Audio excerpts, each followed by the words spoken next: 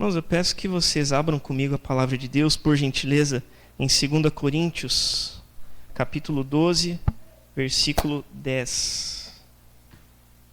2 Coríntios 12, versículo 10.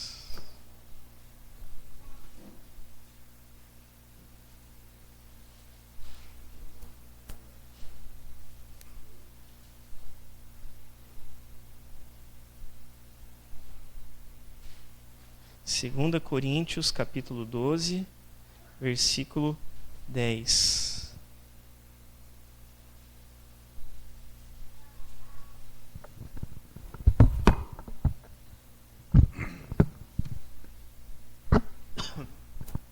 Eu já preguei sobre esse texto em uma outra ocasião, inclusive até sobre a mesma temática, mas eu acho que é importante, vez por outra, a gente ser relembrado de algumas coisas, né? Começar pela minha própria vida.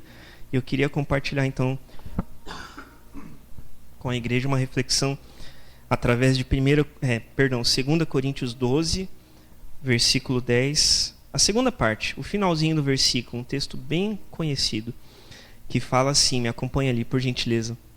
Porque quando sou fraco ou quando estou fraco, então é que sou forte. Porque quando sou fraco, então é que sou forte. E é esse justamente o tema desta palavra, e nós vamos orar agora pedindo esclarecimento do Senhor em nome de Jesus. Pai, nós te agradecemos, Senhor. Obrigado porque podemos nos reunir como corpo de Cristo e te louvar, te engrandecer, te adorar, Senhor Deus. Seja através das nossas orações, através dos nossos dízimos e ofertas, como já fizemos, através das canções, Senhor, através das crianças declararem os textos da Tua Palavra. Obrigado, Senhor Deus, porque tudo isso é adoração ao Senhor, é louvor ao Senhor, Pai. Nós te glorificamos porque podemos ter a honra de ministrar ao Senhor. Mesmo nós sendo tão limitados, tão pequenos, nós podemos ministrar diante de Ti. Obrigado, Senhor. Mas agora, Senhor Deus, nós precisamos ser ministrados pela Tua Palavra. E ela é viva, ela é eficaz, ela é mais penetrante do que uma espada de 2 gumes. Ela é apta para discernir os pensamentos do nosso coração, tudo que nós temos no nosso interior. Esta é a Tua Palavra, ela é capaz de nos transformar através da ação do Teu Espírito Santo. E nós pedimos que seja assim nesta manhã, Senhor, que o Senhor nos ministre de tal forma que sejamos transformados, ó Pai. Não por minha causa, eu sou apenas um instrumento, um mensageiro que aprove ao Senhor estar aqui hoje, Senhor. Então que o Senhor também me ajude a comunicar esta palavra, que o Senhor me capacite, Senhor, a minha mente, ao meu raciocínio, a minha fala, para entregar esta palavra aos meus irmãos conforme a Tua vontade, de forma que o Senhor possa trabalhar na vida de cada um, ó Pai. Pedimos, Senhor, fala, Espírito Santo de Deus, com cada um de nós, porque nós, Teus servos, Te ouvimos nesta hora. Em nome de Jesus. Amém e amém. Irmãos, quando sou fraco, então é que sou forte. Texto bem conhecido, é a passagem ali, iniciando no versículo 7, se você olhar na sua Bíblia, certamente tem uma anotação, na minha tem pelo menos, sobre o espinho na carne. É onde Paulo fala com o Senhor, pedindo que retirasse dele aquele espinho na carne. Não sabemos exatamente o que é e nem é a proposta nos aprofundarmos nisso. Mas o fato é que havia algo que muito incomodava a Paulo, e ele 3 vezes pede ao Senhor que retire. E aí o Senhor responde, a minha graça te basta, né? E aquele texto que a gente conhece bem. E aí Paulo responde, no versículo 10, né? Pelo que sinto prazer nas fraquezas, nas injúrias, nas necessidades, nas perseguições, nas angústias, por amor de Cristo. Porque quando sou fraco, então é que sou forte. Agora há pouco na escola dominical, mais perto do final, o irmão João Batista ainda fez um adendo ali, né? Que é como se, em uma determinada ocasião, se a gente fosse reclamar, bati o dedinho, quebrei, né? Enfim, quebrei o pé, né? E vou agradecer a Deus. Mas é aquela coisa que ele citou logo o texto em seguida, em tudo dai graças, né? Se quebrou o pé, que bom que não foi a perna. Que bom que não foi os 2 pés, né? Que bom que não foi as 2 pernas. Nesse sentido, em tudo dai graças, a gente percebendo o cuidado de Deus. Mas o fato é que, por exemplo, pegando essa figura ali, quebrar um pé. Poxa, complicado, né? O irmão, graças a Deus, não quebrou, mas está com a situação ali, está com o pé um pouquinho enfermo, né? É ruim, poxa, é um desconforto, né? É chato, né? E tem situações, não apenas de enfermidades, mas situações de relacionamento, situações emocionais, situações financeiras, que por vezes fazem com que se caia sobre nós um desânimo. Todos nós, uma vez por outra, aí somos tomados de desânimo. Isso é perfeitamente normal. Nós somos seres humanos, nós somos limitados, buscando ser a semelhança de Cristo, mas o fato é que nós somos limitados. E o desânimo muitas vezes toma conta do nosso coração, da nossa mente, né? Nessas circunstâncias que acontecem. E o significado, de uma forma geral, dessa palavra desânimo, nós bem sabemos, mas eu gosto de conceituar, de falar o significado de fato, né? Desânimo significa um abatimento, uma ausência de vontade, ausência de coragem, ausência de entusiasmo, fraqueza, né? Uma falta de força, literalmente. E aqui, pensando nisso, nesse texto, a gente tem duas palavras-chave, ainda está projetado ali, deixa eu me afastar um pouquinho aqui para a gente ver junto, no finalzinho, né? Porque quando estou fraco, então sou forte. Quando estou fraco, então sou forte.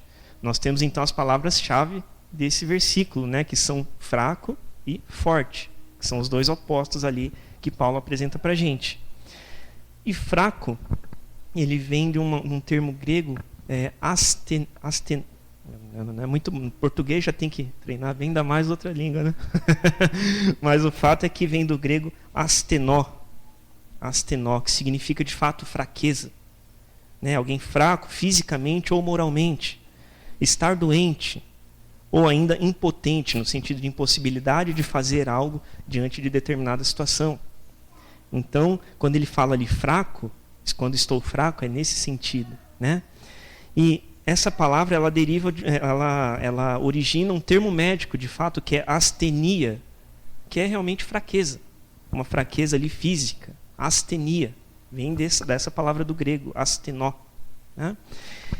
E, por outro lado, temos a outra palavra, que é forte, né? Forte, vem do grego dunatos, significa poderoso, capaz. E dunatos é um termo que origina a palavra dunamis, que quer dizer de fato poder, força, energia, habilidade, eficácia. Remete a um poder miraculoso que não vem da força humana, mas vem do alto, nós bem sabemos. Vem do alto, algo sobrenatural, divina, portanto, né? E dunamis, então, é a raiz da palavra, por exemplo, dinamite. Dinamite, né? Algo literalmente um explosivo, né? Algo que tem muita força, né? Para modificar estruturas. E também dinâmica, algo que se movimenta, né? Algo que tem força para se mover ali, que tem uma energia própria para se mover.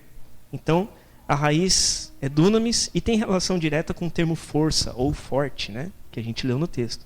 Então, quando sou fraco, quando eu estou desanimado, quando eu estou literalmente fraco fisicamente, quando eu estou impotente de fazer alguma coisa, né? Trazendo esse significado do termo, então é que eu sou forte. Então é que aí surge em mim uma força que não é humana, mas é divinamente sobrenatural, né? Eu peço aos irmãos desculpa, eu tomei um golinho d'água ali, desceu meio errado ali, por isso que eu estou com um pouco de pigarro, mas nós vamos seguir em frente com a graça de Deus. Então, irmãos, aqui a gente vê os opostos, né? Um paradoxo, né? Paradoxo é aquilo que racionalmente não faz sentido, né? Apresenta uma aparente contradição. Por exemplo, esta palavra que nós lemos. Como que alguém, então, quando está fraco, aí ele vai ser forte? Não faz sentido nenhum. Então quando eu estou com a minha conta zerada é que eu estou rico. Não faz sentido nenhum, né? E a palavra de Deus apresenta muitos paradoxos. Se a gente, de textos conhecidos, eu vou citar apenas alguns aqui rapidamente. A palavra fala, né? O reino de Deus é assim. Quem for o menor aqui será o maior diante de Deus. Qual o sentido que isso faz, né? Humanamente? Para ser o primeiro, é preciso ser o último, né? E vice-versa. Para se viver a vida eterna, é preciso morrer para si mesmo. Que sentido que humanamente isso faz? Para ser exaltado e honrado, é preciso se humilhar. Isso não faz sentido nenhum no nosso âmbito racional, né? Limitados que somos humanamente, não faz sentido, né? Então, como que é possível isso? Alguém de fato ser forte, ter energia, ter força, se movimentar em um momento que ele está fraco, em que ele está impotente diante de determinadas situações. Não é compatível uma coisa com a outra, né? E nem é para ser. Acredito que não era essa a intenção do apóstolo Paulo dizendo isso. Como que alguém tem entusiasmo em determinada situação quando está completamente desanimado por conta dela? Como? E de fato, então, são conceitos opostos, como eu já falei aqui, mas que no reino de Deus fazem todo sentido. Por quê? Porque são compreendidos pela fé. Não pelo racional, mas pela fé. Porque sem fé é impossível agradar a Deus, né? Sem fé é impossível a gente estar aqui domingo a domingo cantando para quem a gente não vê com os nossos olhos humanos. Sem fé não dá para fazer isso. Não dá. E na Bíblia a gente encontra palavras de ânimo e encorajamento em várias situações, em diversas ocasiões. Você não precisa abrir, mas eu quero citar apenas aqui rapidamente Salmo 42, versículo 11, que nos fala aqui o seguinte, Salmo 42, 11. Por que está abatida, ó minha alma? Por que te perturbas dentro de mim? Por que você está desanimado, minha alma? Espere em Deus, pois ainda o louvarei, a Ele, meu auxílio e Deus meu. Um pouquinho antes, Salmo 40, versículos 1 e 2. Esperei confiantemente pelo Senhor. Ele se inclinou para mim e me ouviu quando clamei por socorro. Tirou-me de um poço de perdição, de um tremendal de lama. Colocou os meus pés sobre uma rocha e me firmou os passos. Que palavra linda, né? 1 Pedro, capítulo 5, versículo 7, nos diz também, deixa eu abrir aqui rapidamente, 1 Pedro, um pouquinho antes aqui, 5, 7, nos diz aqui, lançando, meu pai cita muito esse texto, né? Eu escuto, eu vejo a figura do meu pai na frente, porque ele fala muito, lançando sobre ele toda a vossa ansiedade, porque ele tem cuidado de vós. É uma palavra de inspiração, de incentivo a gente não levar sozinho, mas a buscar a Deus, deixar diante dele, né? E por fim, apenas uma das que eu separei aqui, mais uma, né? Das que eu separei aqui, das várias que tem, Filipenses 4:6. Não andeis ansiosos de coisa alguma. Em tudo, porém, sejam conhecidas diante de Deus as vossas petições, pela oração e pela súplica, com ações de graças. Tem que orar. É isso que ele está falando. Sejam conhecidas diante de Deus as vossas petições pela oração. Ora e agradeça. Ele completa com ações de graças. Mesmo que você está desanimado, tem que dar ação de graças. Tem que agradecer. Tem que exercer a gratidão. Né? E muitas vezes, eu estava escutando um pastor falar esses dias, isso pode de repente ir um pouco na contramão do que a gente pensa, mas mesmo sem vontade, às vezes alguns podem já ter ouvido isso, mas mesmo quando você não tiver com vontade, quando a gente não tiver com vontade, tem que orar. De certa forma é irrelevante se a gente está com vontade ou não. Tem que orar, porque a gente só tem a Deus, a gente só tem a Ele. Então se está com vontade ou não, não importa.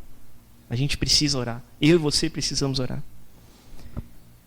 Então a palavra de Deus, veja que ela garante essa ajuda, que nós temos um abrigo em tempos difíceis, em tempos de enfermidade, em tempos de causas na justiça que não anda, que está nos desfavorecendo, sendo que nós temos muitas vezes a razão, em tempos de crise no casamento, em tempos de tantas coisas. O chefe que está perseguindo lá no trabalho, o colega de trabalho que não está deixando você em paz. Nessas épocas, nesses tempos, a palavra de Deus nos traz palavras de ânimo, de incentivo. Mas nós somos limitados. O desânimo muitas vezes toma conta, e é por isso que essas palavras estão aqui. Mas eu quero tratar com os irmãos alguns pontos a respeito da fraqueza causada pelo desânimo, do porquê que isso acontece. Isso através de alguns exemplos de personagens na Bíblia que, mesmo tendo sido levantados por Deus, foram homens e mulheres de Deus, foram capacitados, fizeram grandes coisas, grandes milagres, mas tiveram seus momentos de crise, de desânimo. Então, algumas coisas aqui que provocam desânimo, coisas que geram astenós, fraqueza, e que afastam o dunatos, né? A força, a energia. O primeiro deles é o pecado. E me acompanha ali, por gentileza, em Salmo 51. Abre na tua Bíblia aí, por gentileza, Salmo 51. Um texto também um tanto conhecido da palavra. Salmo 51, versículo 12.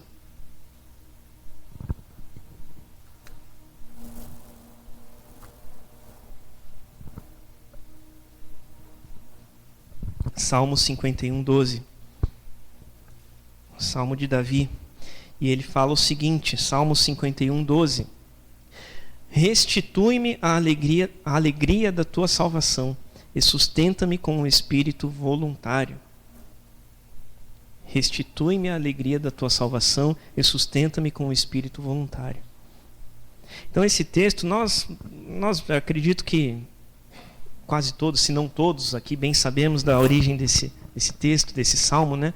Que foi após Salmo 51, 12, para quem não anotou, tá? 51, 12.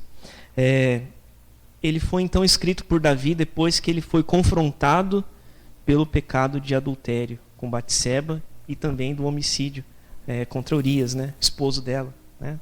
Então a gente já trouxe aqui essa reflexão aqui em outras ocasiões, mas ele foi lá, teve um relacionamento de adultério com uma mulher e mandou matar o marido dela. Basicamente foi isso que ele fez. Adúltero e assassino, né? Uma tacada só. E ele escreve então esse salmo depois que ele foi confrontado pelo seu pecado e, de fato, ele se arrepende, né? Houve esse arrependimento. E a palavra mostra isso pra gente claramente, né? Ele se coloca no pó, com o rosto em terra, buscando a Deus, clamando a Deus misericórdia, porque a mulher havia engravidado e estava com risco de perder a criança. Então ele implora a Deus misericórdia, consciente do seu pecado, tendo se arrependido. Só que antes disso, veio o remorso. Antes disso veio o remorso. Veio o peso do pecado. Veio o desânimo que o pecado causa na nossa vida, na minha e na tua vida. Veio sobre a vida de Davi também. E vejam que o pecado dele assolou tanto o coração dele, a mente dele, que ele fala: restitui-me a alegria da tua salvação. Davi era um homem segundo o coração de Deus, um homem que agradava a Deus. Mas o pecado dele foi capaz de arrancar a satisfação e a esperança na salvação que ele tinha em Deus. O pecado matou a alegria que ele tinha em Deus, que ele tinha na salvação de Deus. Ele fala isso de forma muito clara. E da mesma forma, hoje ainda, o pecado ele tem esse mesmo poder de nos roubar a alegria de nós estarmos com Deus. Tem o poder de nos fazer crer que nós somos redimidos pelo sangue do Cordeiro, mas o pecado traz isso em nós, que nós somos indignos da misericórdia do Senhor.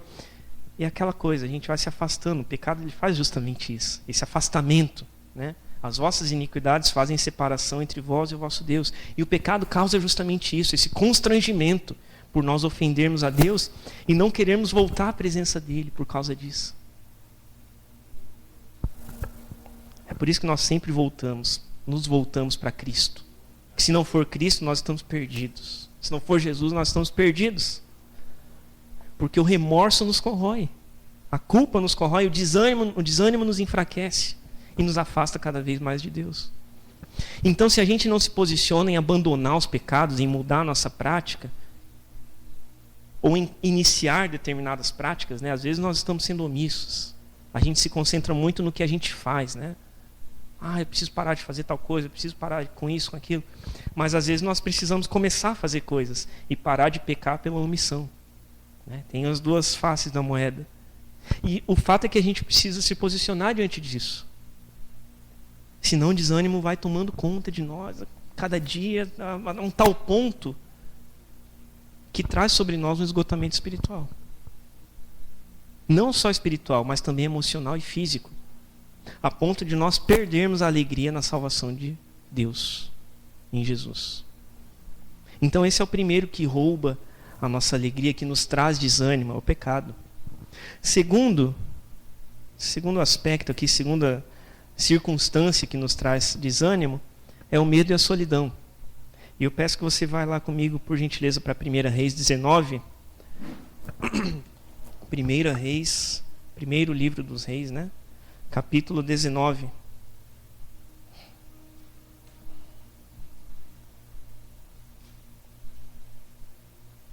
Primeira Reis 19, versículo 4.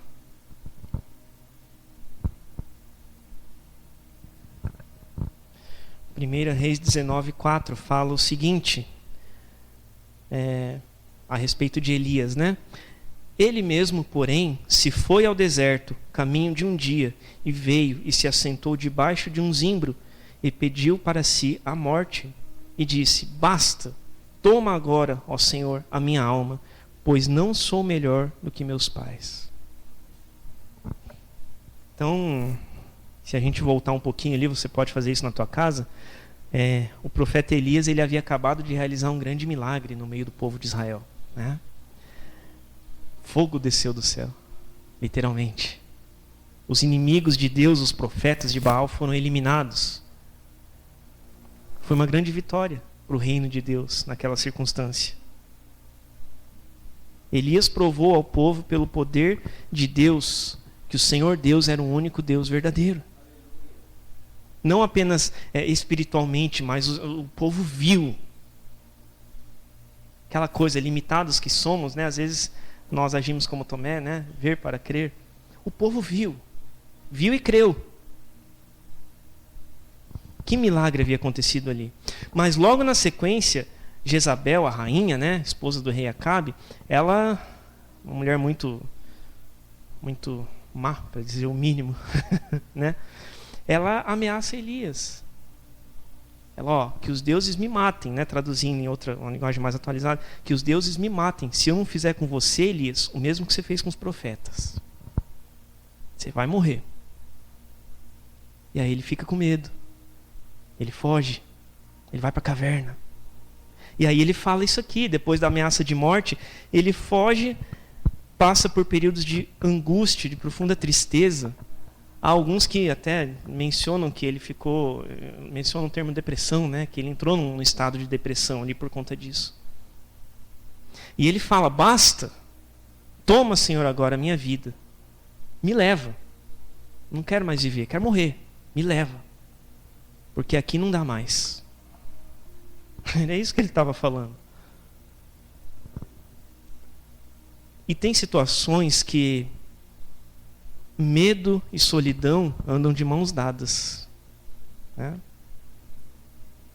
Uma situação de enfermidade, que a gente não tem ajuda de ninguém, muitas vezes só quem está dentro de casa ali, e Deus, claro, né? E a gente experimentou isso durante a pandemia, né? Medo e solidão. Medo pela doença desconhecida até então, né? Covid. E solidão pelo afastamento uns dos outros. Cada um na sua casa, fica aí, a gente não sabe o que está lá fora, então todo mundo em casa, fica em casa. Medo e solidão.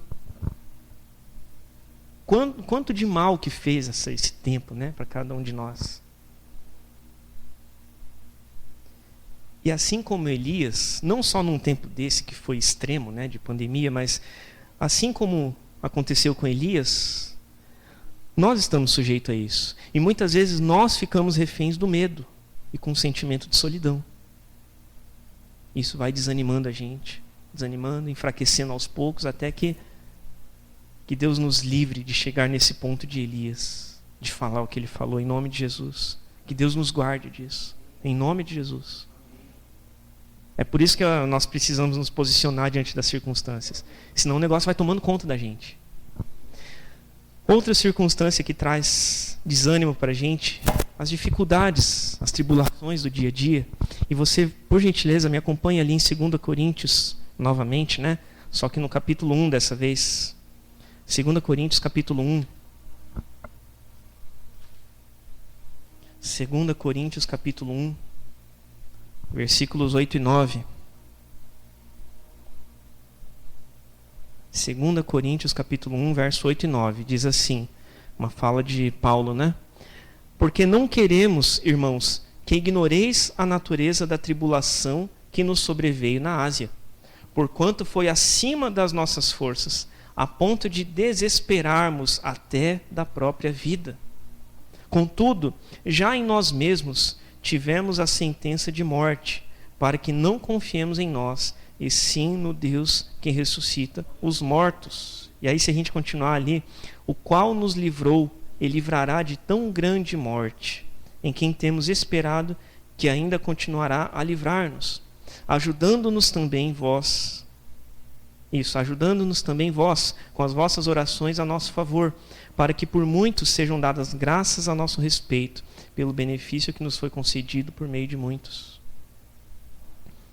Então veja que Paulo relata aqui, na segunda carta à igreja de Corinto, que houve uma grande aflição sobre ele e sobre os parceiros de ministério que estavam com ele naquela ocasião ali na Ásia, por conta de ameaças de morte, devido à pregação do Evangelho. Estava sofrendo por causa de Cristo, por causa de Jesus, por pregar a palavra. E ele fala claramente ali que essa situação trouxe um grande desespero no final do versículo 8. Foi acima das nossas forças, né? Falando das tribulações, foi acima das nossas forças a ponto de nos desesperarmos até da própria vida. Desesperar, né? Perder a esperança. Perdeu a esperança da própria vida. Tamanha foi a dificuldade. Tamanha foi a tribulação que eles enfrentaram.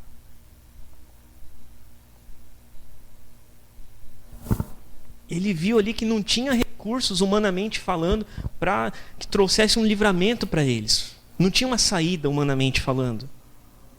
Não tinha. E em seguida, então, mesmo relatando todo esse desespero, toda essa situação que eles viveram, ele explica que ele compreendeu que essa situação era para que eles não confiassem em si mesmos, mas que eles confiassem em Deus. Porque Deus é poderoso para dar o livramento necessário no tempo oportuno, mesmo em meio ao desânimo, mesmo em meio ao motivo do desânimo, a crise no casamento, a crise financeira, a crise de enfermidade, enfim. Porque ele fala, né, versículo 9, onde ele explica isso. Contudo, já em nós mesmos tivemos sentença de morte. Foi decretada sentença de morte, para que não confiemos em nós, e sim no Deus que ressuscita os mortos. Né? Nós falamos sobre Lázaro na semana passada, né? Aquele que crê em mim, mesmo que morra, viverá. Ainda que morra, viverá. E a sentença de morte já havia sido dada a eles, mas para que eles não confiassem neles, e sim no Deus que ressuscita mortos. E esse é o ponto.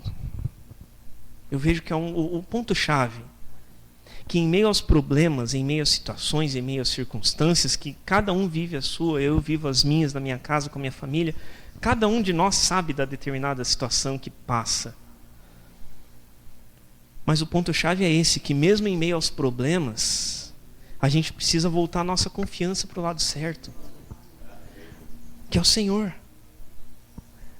Porque se a nossa confiança estiver em outro, que não for Deus, que não seja Deus, nós vamos ser decepcionados. Nós vamos ficar frustrados. E aí o desânimo vai se instalando cada vez mais em nós, roubando as nossas esperanças e as nossas forças.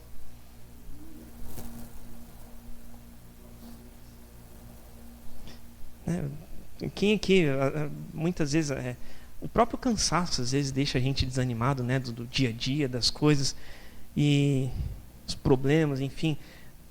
Muitas vezes eu falo para a Márcia em casa assim, parece que chega no final de alguns dias, parece que as coisas fazem assim, suga, tipo, parece que fica só a carcaça, sabe? Suga aquilo que está, a força que está lá dentro. E as coisas são assim, elas vão desanimando a gente mesmo. Depois de um dia de trabalho que os clientes não param enfim, tem cliente, eu já trabalhei no escritório, tem cliente que é muito legal, mas tem cliente que não é tão legal assim. Tem alguns que sugam a nossa energia. Tem situações de estresse que sugam a nossa energia. Tem situações no trânsito que sugam a nossa energia. Tem situações familiares que sugam a nossa energia, sugam o nosso desânimo. E veja que eu usei energia, esse termo de fato, que é o dunamis, né? Dunatos, que aí leva a dunamis. E como eu falei no início, já pegando esse gancho, o termo grego para fraco, ele indica uma fraqueza física ou então uma fraqueza moral, uma incapacidade de reagir, né? Um estado de enfermidade. E já o termo forte, ele é referente a um poder, uma energia que não tem explicação humana, mas é sobrenatural, é divina. E é por isso que Paulo fala isso. Que quando ele é fraco, então ele é forte. Porque ele não é forte na força dele mesmo, mas ele é forte em Deus, através de Jesus, pelo poder do Espírito Santo. É isso. De fato, nós somos feitos fortes através de Jesus Cristo. E isso nos leva ao segundo ponto, porque primeiro nós vimos aqui alguns aspectos, algumas coisas. Tem mais. Eu listei apenas alguns aqui, apenas 3, se não me falha a memória aqui. Mas tem mais coisas que roubam nossas forças, que nos causam desânimo. Mas se, quando existe o desânimo, quando existe a fraqueza, então nós somos fortes, conforme Paulo fala, aí sim nós temos energia e forças sobrenaturais. Então nós temos uma forma de vencer isso. Como então vencer o desânimo, né? Como vencer o desânimo? E seguindo aquilo que nós listamos na primeira parte, nós precisamos nos arrepender e confessar os nossos pecados. Se nós pecamos, e nós pecamos, de fato, nós precisamos nos arrepender diante de Deus e confessar os nossos pecados. Porque nós vimos sobre Davi, né, a respeito disso. E o mesmo Davi, que cometeu ali 2 pecados gravíssimos, um em seguida do outro, né, adultério e homicídio, ele escreve lá, deixa eu abrir aqui, ele escreve em Salmo 32, ele escreve o seguinte, Salmo 32, versículos 3 ao 5, enquanto calei os meus pecados, envelheceram os meus ossos, pelos meus constantes gemidos todo o dia. Porque a tua mão pesava sobre mim, dia e noite sobre mim. Isso. E o meu vigor se tornou em sequidão de estio. O meu vigor, a minha força, a minha energia se tornaram em sequidão de estio. Estio, né? De estiagem. Estiagem quando não tem chuva. Secou. Dissipou todo o ânimo dele. E o versículo 5 então, confessei-te o meu pecado, e a minha iniquidade não mais ocultei.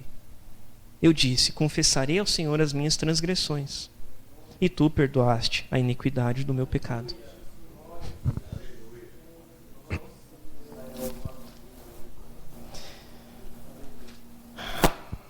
E ainda o Senhor fala em Salmo 40, um pouquinho à frente, versículo 2: tirou-me de um poço de perdição, num tremendal de lama, colocou-me os pés sobre uma rocha e me firmou os passos, e me pôs nos lábios um novo cântico, um hino de louvor ao nosso Deus.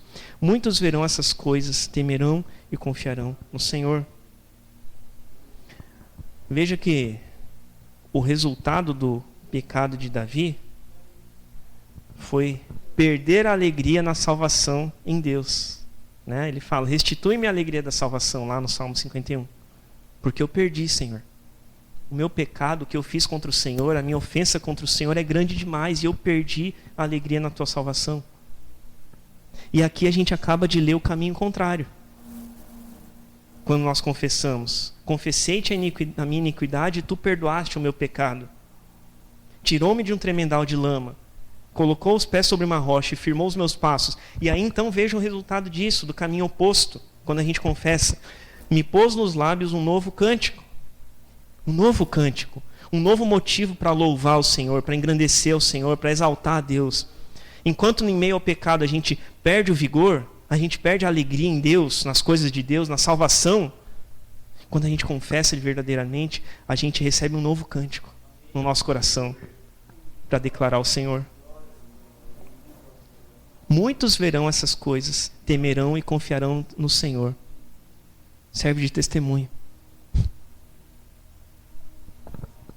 A gente precisa se arrepender e confessar os nossos pecados ao Senhor, para que Ele nos perdoe, irmãos, a mim e a você, para que através de Jesus Cristo a nossa paz e comunhão com Deus seja restauradas e o nosso ânimo renovado. Então, primeiro, a confissão de pecados, arrependimento e confissão de pecados. Segundo, é vida em comunidade, que pode afastar o desânimo. Como vencer o desânimo, né? Vida em comunidade. E o texto de Atos, capítulo 2, verso 46, fala o seguinte aqui para nós, a respeito dos primeiros convertidos. Diariamente perseveravam unânimes no templo, partiam pão de casa em casa e tomavam as suas refeições com alegria e singeleza de coração.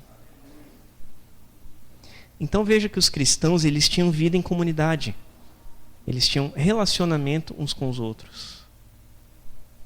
Eles se ajudavam nas dificuldades e eles desfrutavam da convivência um com o outro.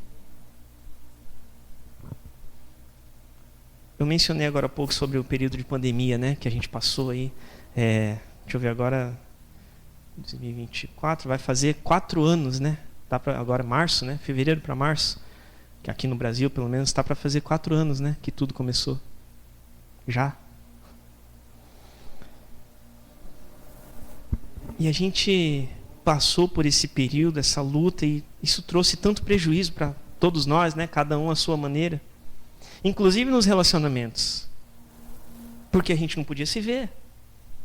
A gente não podia estar uns com os outros, nem sequer com a família. Era só a família ali, o núcleo familiar de cada casa e ponto. Eu estava me lembrando essa semana que foi em abril de 2021, uma semana antes do meu aniversário, nós perdemos a minha avó, né, mãe do meu pai. E nós fomos para São Paulo, foi em 30 de abril de 2021, eu faço aniversário 6 de maio, foi uma semana antes. E nós fomos para São Paulo, enfim, toda aquela situação. E à noite, quando nós chegamos em casa, a família, outra parte da família, que é da minha mãe, né, foram lá ver a gente, meu primo, as minhas tias, tal, as outras primas menores, foram lá ver a gente. E estava bem naquela, né, abril de 2021, estava bem no meio do negócio, né? E máscara, distanciamento e tal. A gente nem lá no cemitério, a gente só fez ali 20 minutos e não teve o velório. Foi na hora ali, né? E a família do lado da minha mãe veio ver a gente à noite, quando nós estávamos em casa. E eu lembro que eu fui recebê-los no portão. Eles nem me abraçaram. E eu sei que não foi por mal. Eu sei. Às vezes isso vem no coração, até o engano de Satanás, assim, mas eu sei que não foi por mal que eles deixaram de me abraçar. Mas é porque estava no meio do negócio. Eles não puderam me abraçar, a gente tinha acabado de perder a minha avó, eles não puderam me abraçar. Depois veio uma das minhas tias, quebrou o protocolo lá dentro de casa e me abraçou. Mas olha o mal que isso causou. Olha o mal que causa a gente ficar sozinho, ficar isolado, afastado.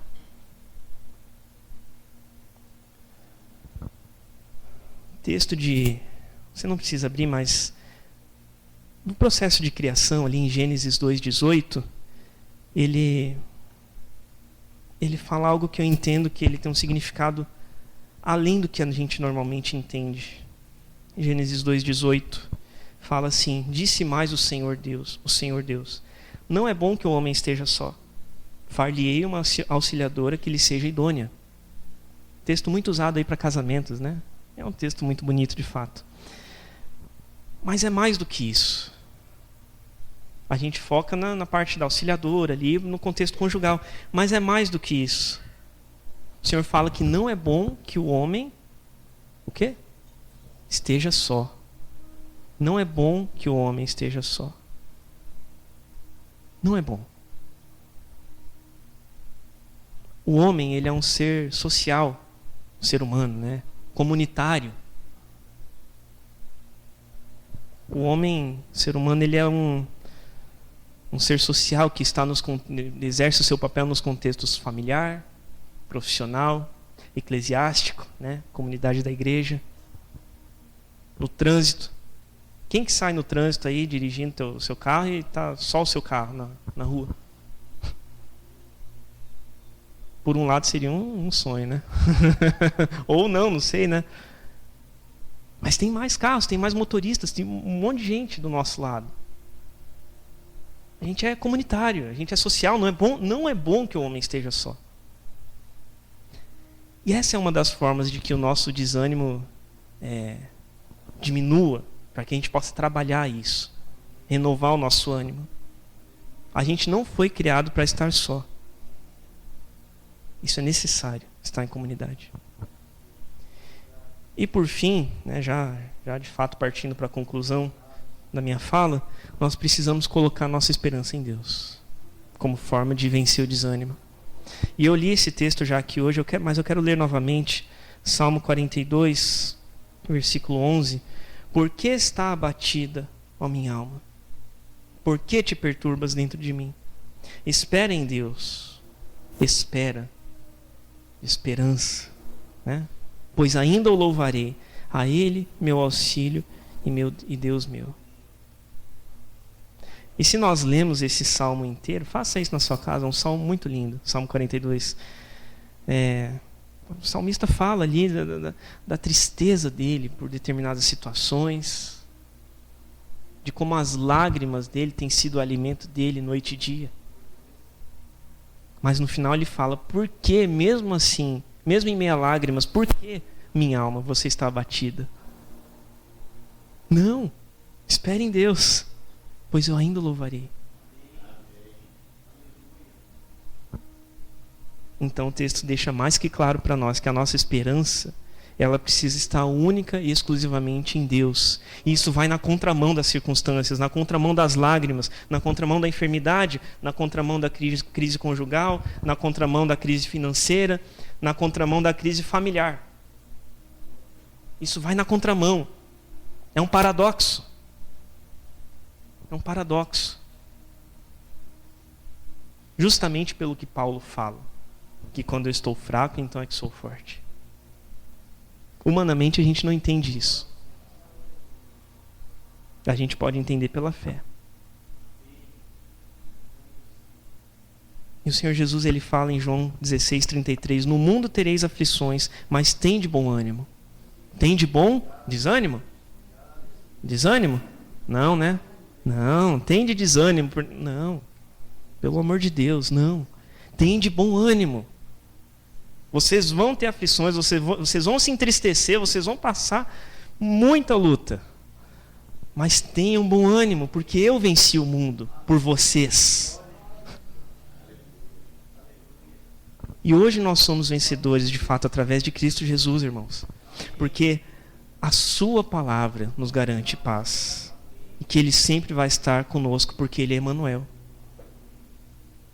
E porque essa força não vem de nós. Se a gente está tentando, de alguma maneira, por nós mesmos, ser forte, vou te dizer uma coisa, desista. Não faça isso. Não façamos isso, porque eu me incluo nisso também. Ser forte pela própria força. Não faça isso. A gente brinca, né? Aceita que dói menos, que a gente não consegue. A gente não consegue. Só em Deus a gente consegue. Porque essa força, ela não vem de nós, mas ela vem do céu sobre nós, por meio de Jesus. Amém? Amém. Eu peço que você abaixe a tua cabeça mais uma vez, feche os teus olhos, por favor, nós vamos orar. Só antes de nós orarmos, eu peço que o Israel venha aqui, por favor.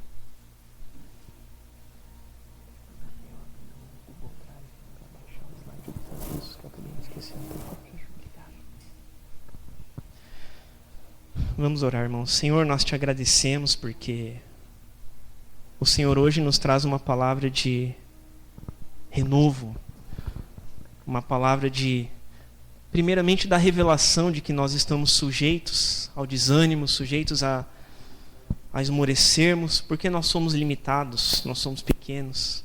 Mas ao mesmo tempo o Senhor nos traz uma palavra de que, mesmo em meio a estas situações, nós podemos vencer, nós podemos nos fortalecer, mas isso tão somente através de Jesus. Que o Senhor nos ajude, que o Senhor nos esclareça a mente, Senhor, de forma a nós entendermos e praticarmos, Senhor Deus, o colocar as nossas ansiedades diante do Senhor, nas Tuas mãos, Pai. Em nome de Jesus, de forma a nós lutarmos contra o desânimo através de Ti mesmo, Senhor. Em nome de Jesus, que o Senhor nos ajude, que o Senhor nos capacite, Senhor. Nós precisamos do Senhor. Muitas vezes as coisas vêm, o desânimo vem querer tomar conta de nós, querer nos afastar da vida em comunidade. O pecado vem roubar a nossa alegria, as dificuldades do dia a dia, mas que o Senhor nos ajude, ó Pai, a confessar de fato os nossos pecados, em arrependimento, Senhor. Que o Senhor nos ajude a estar em comunidade, aqui na igreja, com a nossa família, com aqueles que são importantes para nós, que nos ajudam, ó Pai. Que o Senhor nos ajude a viver em comunidade para vencer o desânimo, Senhor. Nós precisamos uns dos outros, nós somos um corpo, Senhor. A Tua palavra fala isso. Então que nós possamos viver dessa maneira, Senhor. Em nome de Jesus e para a Tua glória é que nós oramos e Te agradecemos, Pai. Amém, amém, glórias a Deus. Amém, que Deus abençoe a tua vida em nome de Jesus.